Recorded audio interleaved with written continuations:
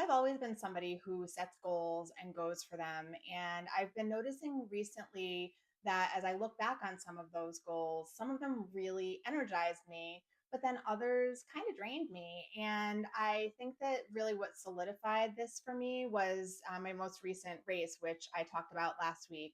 And it was really the actions that got me there that I trusted, and not so much like what I was doing in the moment at the race.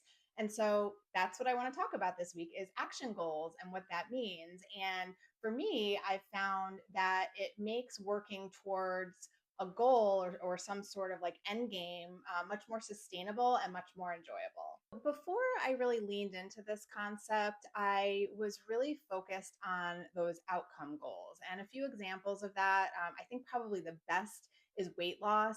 As you may know, I used to be a health coach. I helped a lot of people to lose weight, but most people would come to me saying, "Hey, I want to lose 20 pounds, 40 pounds, 100 pounds, and I want to do it by this date." And there's nothing wrong with setting a goal that way. But what happens is if you don't reach that goal that you don't necessarily have control over, then it starts to get frustrating. And then you start to feel like, why bother? Why am I even bothering to do this? And really what is a better goal is to figure out what is going to get you to that end goal. So using again the example of weight loss, if you want to lose a certain amount of weight, then you start doing the actions and changing the habits that will get you there. You don't necessarily have control over what's going to happen when you step on the scale. You don't necessarily have control over what's going to happen when you step up to the start line of a race. All you have control over are those actions. So, in terms of weight loss, that might be changing the way that you eat, moving your body more, drinking more water, things like that. And same thing for running. I had talked last week a lot about my training, my fueling. Those were the things that got me through that race. It wasn't, everything that I did during the race, all that, although that did help, but it was really the actions and the habits consistently week after week that got me to that race and through that race. You may have never heard this term action goal before. And so, just to kind of explain what that means, an action goal is when you focus on what you do and not what happens as a result. So, you're focusing on the daily, weekly, monthly habits that will eventually lead you to that goal, but you're not necessarily tied to any specific outcome. So, great example of this again, my running. I can tell you that I schedule 3 days a week to run. And then I also, to support that, I also lift weights and I do some yoga. So, sort of a trifecta to just to make sure that my body is healthy, in good working order. There's some nutrition that's involved in that as well. But let's just focus on those training runs. So I do them 3 days a week, but I also give myself some flexibility. So I typically do Tuesday, Thursday, and then either Saturday or Sunday, depending on what's happening. But if for some reason I have something going on a Tuesday, then maybe I'll run Monday or Wednesday instead. Another thing that I do is if the weather is really, really bad, if we're getting like a torrential downpour, or we do get hurricanes here in Florida sometimes, I'll take it inside and I'll use my stationary bike. I don't have a treadmill, but the stationary bike fits the bill for what I need to do just to keep that cardio going and just to kind of keep that momentum going. Now, today, I really did not want to do my run. And there are days where I just don't feel like it. But because it was a scheduled run day, I just know it's something I need to do. And I'm not thinking about, well, if I don't do it, I'm not going to be able to run my race. It's just, I know that these are the steps that I committed to myself and that I'm going to do them. It was very cold outside today. Like I said, again, I live in Central Florida. It was 45 degrees, which is not what I signed up for at all. I had to wear gloves. I was all bundled up. Not ideal for me, but I knew that I needed to do it. And it's not like I've never run in cold conditions before. I'm from upstate New York. So I did it. And it's just because it's something that I committed to myself. And so I think it's important to, as you're setting these goals, just to remember that these are actions that you do on a daily, weekly, monthly, whatever basis, and it's something that you have complete control over. It was my decision whether or not I went out for my run today, and I did. And so that's a goal achieved. So, how does this show up when you're in a performance situation? For example, my recent race, I didn't have control over the outcome. I didn't have control over what the course was like. I didn't have control over weather conditions. I didn't have control over the other people or whether or not they were going to step in front of me or cut me off or anything like that. I did not have control over any of those conditions. What I could control was my own attitude, my trust in myself and my training, what I fueled myself with throughout the run. I think I mentioned last week that I use energy gels, and I was chomping on Swedish fish before the race, making sure that I was hydrated, and adjusting, pivoting when things didn't go completely as planned. And that was really how I got myself through it. And what was really amazing was that the outcome was even better than I had expected. And I didn't set a time goal for that race. It was my first race in 3 years, and I just wanted to finish feeling strong and staying present. And that was exactly what happened. So I was very pleased with that outcome. These action goals really change the way progress feels for me. And it's really a beautiful thing. I love this shift in mindset because it really does sort of take motivation out of the equation. And you may have heard this example before. I know a lot of fitness influencers use it, but it is true. When I get up in the morning to do my workout, it's a part of my routine, just like brushing my teeth. But it didn't used to be. I started exercising because I had weight to lose, because I wasn't feeling great in my body, and continued it because I was finding how good I felt. But if I had constantly focused on the scale, which I did do sometimes, I would have been really frustrated because even sometimes I would do all of the right things, eating salads every day, working out a lot, all of those different things. I still wouldn't necessarily see the number that I would want to see on the scale. Sometimes, I'm working out really hard. I'm doing speed training in my running workouts. I'm, doing the long runs and stuff.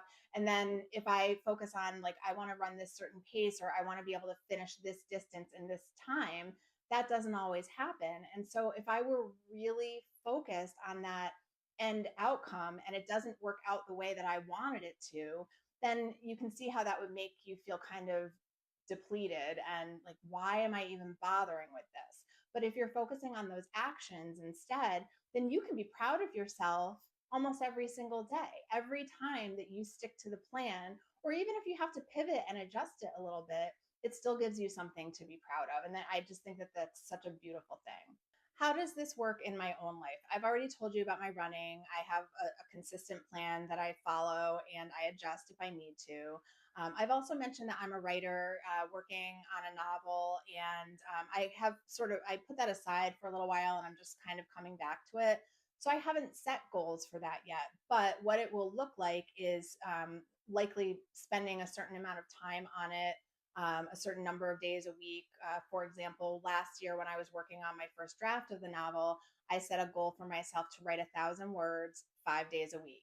That gave me a little bit of flexibility because if I couldn't find the time to write on like a Wednesday, then I would end up using one of the weekend days to make up for it. And it worked out really beautifully. So that is something that I'll probably continue. And I'll share more about that as I develop that plan.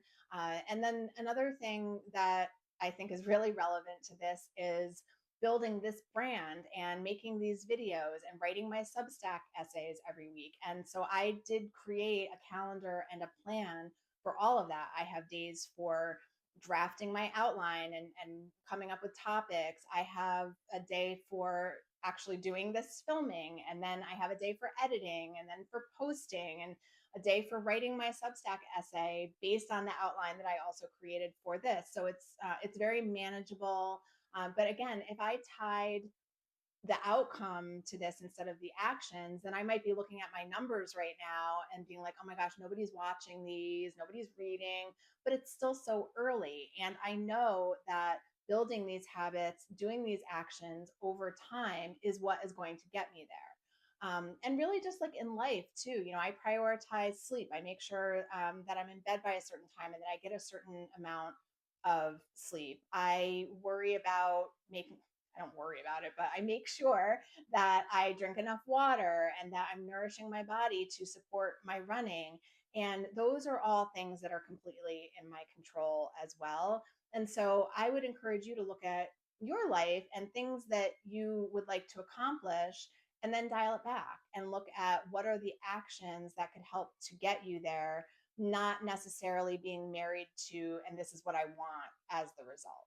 As you've probably gathered by now, these action goals can be applied to really any goal that you have. So let's shift gears a little bit just to give you another example. Let's say that you are hoping to get a promotion at work, and you're really working on developing your career. So there are lots of different actions that you can take. Obviously, you need to show up for work every day. You need to be putting your best effort forward. Maybe you can have a conversation with your manager or supervisor to find out what the criteria is for whatever the next step up is. And maybe they have some suggestions for you. Maybe you could step up more as a leader, not necessarily, becoming a manager, but maybe in meetings that you have, making sure that you're speaking up.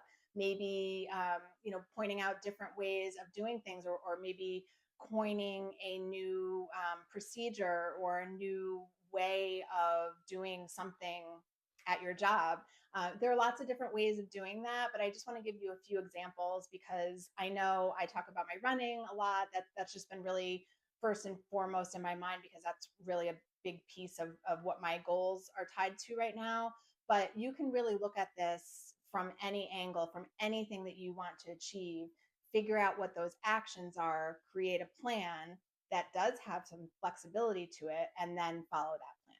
Now, one thing that I do want to clear up is that you may be somebody who has set SMART goals before. You may know that framework, and that does sort of tie more into outcomes. So I just want to be clear that if you are thinking about what I'm talking about with these action goals and thinking about maybe trying that, it doesn't mean that you don't care about the outcome. It doesn't mean that you don't care about results, or that you're lacking ambition or not motivated. What it does is that actually sets you up for success because it builds a really strong foundation for those outcomes. Because remember, no matter what, even if you set goals that are tied to outcomes, you still do not have control over that outcome. You have control over the actions, and most of the time they're going to get you to that outcome. But if you really focus more on those actions, it's going to be a much more rewarding process. So I probably shifted my mindset around goals probably about 2-ish years ago, and started focusing more on those actions and habits. I used to put so much pressure on myself, and I can tell you it's been so liberating to just focus on building those habits and taking action towards whatever the end goal is, and not focusing so much on what that end goal outcome is. So, if you are somebody who is working towards a goal, I would really encourage you to experiment with this a little bit. And it, again, doesn't mean that you don't care about the outcome. It doesn't mean that you have like no ambition, or you're just doing things willy-nilly. You're actually setting up a very specific plan and following it. So give it a shot. See if it works for you. It really has made such a difference for me and my mindset, and the things that I work towards and want to accomplish without feeling like I'm constantly pressuring myself. So thank you so much for watching. I am going to be writing more about this in my Substack. So if you haven't yet, make sure that you hop over there. The link is below this video, and you can read my essays there. I post there weekly, just like I post here on YouTube weekly. And again, thanks for watching, and I'll see you next time.